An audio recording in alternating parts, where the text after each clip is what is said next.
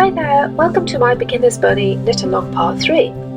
I'm Claire Garland, and in this mini film I'll show you how to join the body to your already knitted head.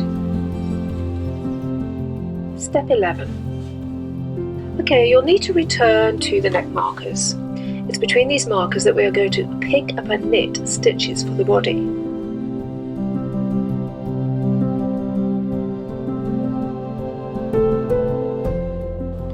Now there are two ways that I know for doing this. The one I'll show you is the easiest. For this method you'll need a crochet hook, one that's of a similar size to your knitting needles will be ideal. And picking up and knitting stitches literally means this.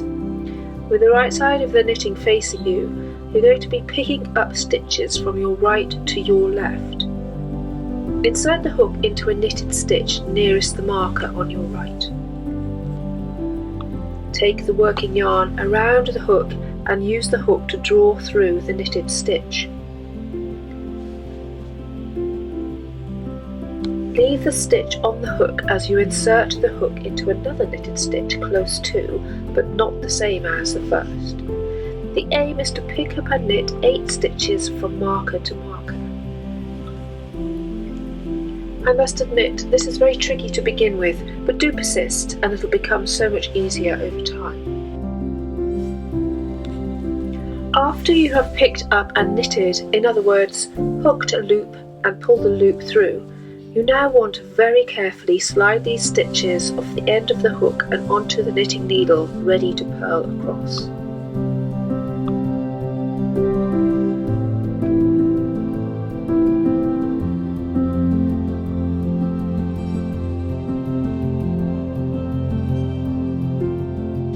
Remove the neck markers, you won't be needing those. Step 12. With the purl side of your knitting facing you, you will now cast on 8 stitches at the end of the 8 picked up stitches for the bunny's front. When you've casted on the new 8 stitches, purl across all 16 stitches. Now with the right side, knit side facing, cast on a further 8 stitches and knit across all 24 stitches. Then purl across.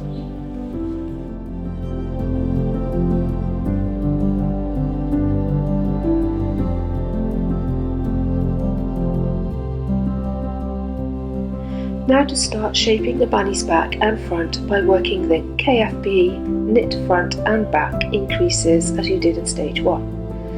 So you knit into the front, then knit into the back of the stitch to increase by 1.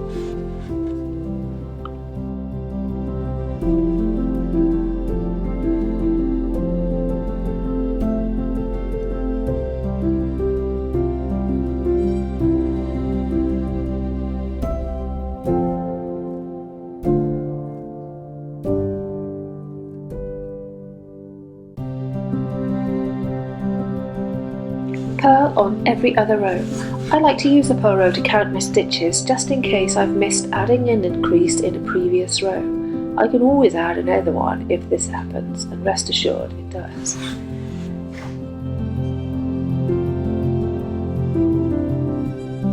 Work rows of stocking stitch beginning with a purl row. This means purl row, purl row, etc, etc. Here's a quick tip. For working multiple rows of stocking stitch, if you make a note or keep a tally every time you work a complete row, then you won't ever lose where you are. Once you've followed the pattern up to row 21, you'll see that you are now ready to work some short rows for the hind leg shaping. Work up to where it says W, cross, T or wrap and turn. And on a knit row, bring the working yarn to the front of the work, slip next stitch knitwise onto the right hand needle, take the working yarn to the back, slip the slip stitch back onto the left hand needle, turn the knitting so that the purl side faces. Or on a purl row, take the yarn to the back of the work, slip the next stitch purlwise onto the right hand needle, bring the working yarn to the front, slip the slip stitch back onto the left hand needle, turn the knitting so that the knit side faces. Here's another tip. It's always worth looking to see what a wrap stitch looks like after it's been wrapped, so that if you ever lose count whilst working the short rows, you can always look at your stitches and know which stitch was wrapped last.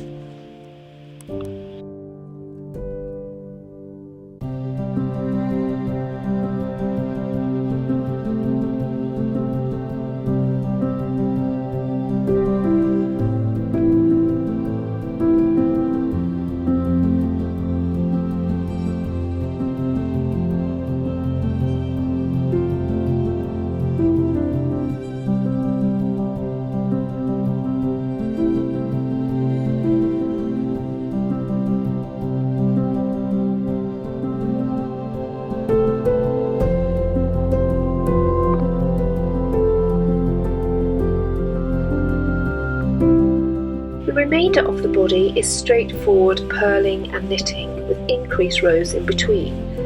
It's only until you get to row 30 that you'll start to decrease the stitches.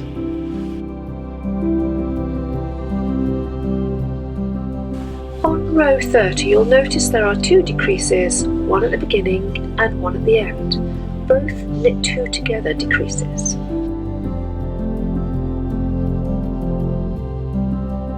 You'll continue to purl on every other row. On row 32 you'll see a total of 6 decreases. It would help you, if you have the pattern printed off, to cross off every stitch you've made in this row to make sure you don't get too confused. This is a reminder how to work an SKPO decrease.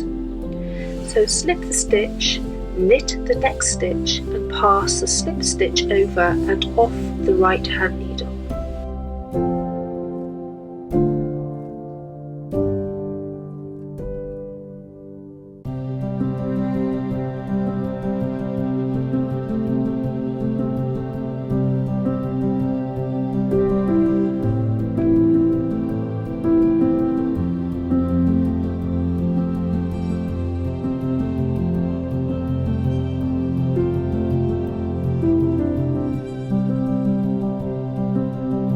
Now we have our completed body. You can see the wrap and turn shaping and how it creates little bumps that become the hind legs. These will be further accentuated when you stuff the body a bit later on. To complete the body, we need to cast off the stitches that become the bottom edge and the bottom seam when sewn together.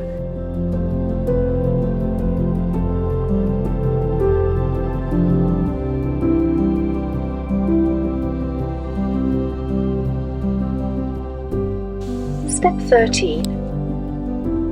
For the tail we're going to add a different colour yarn. When adding a new yarn 2 stitches on the needle, you need to hold on the new yarn with your thumb as you take the first stitch, in this case a purl stitch. Keep a hold of that new yarn as you work another stitch. Then come the third stitch, grab the tail end of the new yarn and wrap it over the working yarn to kind of lock it in place. You can do this again in a couple of stitches time if you like. Once locked, work the rows as normal. The new yarn should by now be perfectly secure. Work the tail decreases until you have just 4 stitches remaining. Cut the yarn, leaving enough length to join the seam with, and pass the end through the 4 remaining stitches. Pull up to gather the stitches and then fold the tail with purl sides together and sew the tail seam neatly.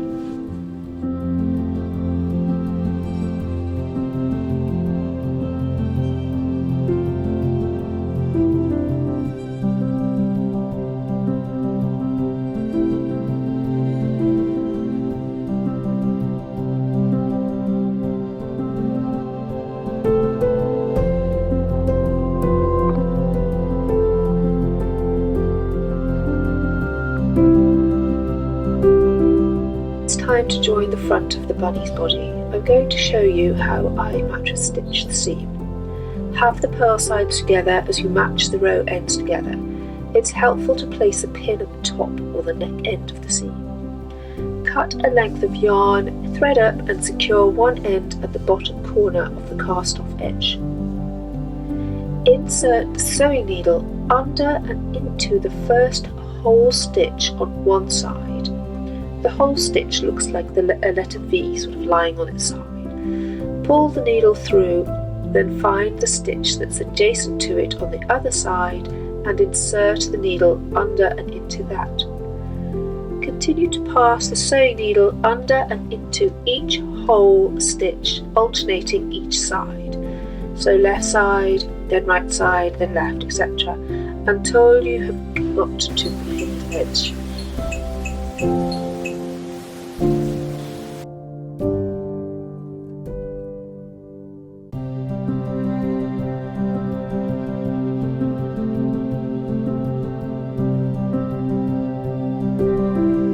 Once you've reached the top, join that top edge to the chin or at the edge of the nose seam and work a couple of stitches to join.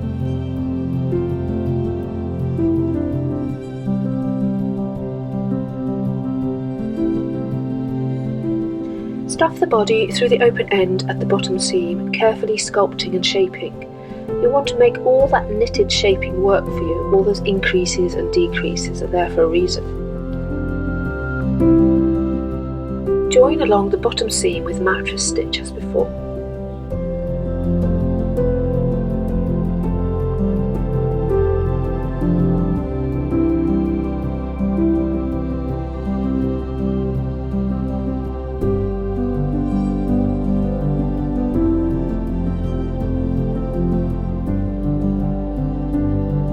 Thread all your loose ends into the body before snipping the ends. This ensures that they don't work loose.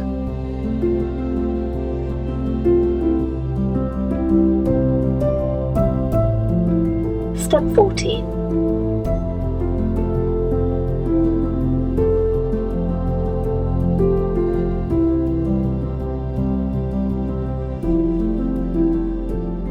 After I have knitted, join the seam and stuff the limbs, you'll notice that I like to sculpt and shape. The knitting is really quite pliable and responds well to shaping. Imagine it's a lump of modelling clay you are sculpting. It makes all the difference to your finished bunny. Take your time joining the limbs to the bunny, work small and neat little stitches as invisibly and securely as you can when joining the forelegs to the open gaps at the neck, and ultimately closing the neck seam and joining the hind leg feet either side of the bottom seam. These are the last stages and are worth taking a little extra time over. The longer you spend on the finishing, the happier you'll be with the finished result. And that's it.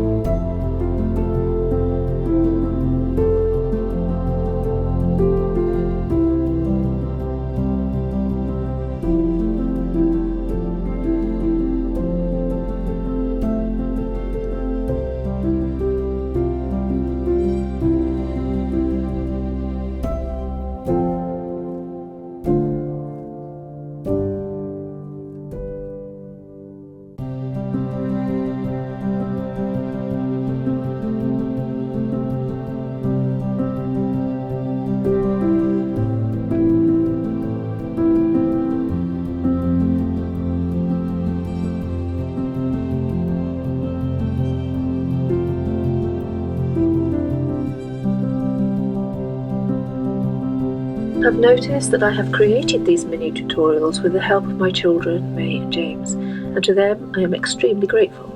As you can see, this bunny and then all my other patterns are perfectly achievable and hopefully enjoyable, and I'm always here if you need my help and advice. Thanks for watching.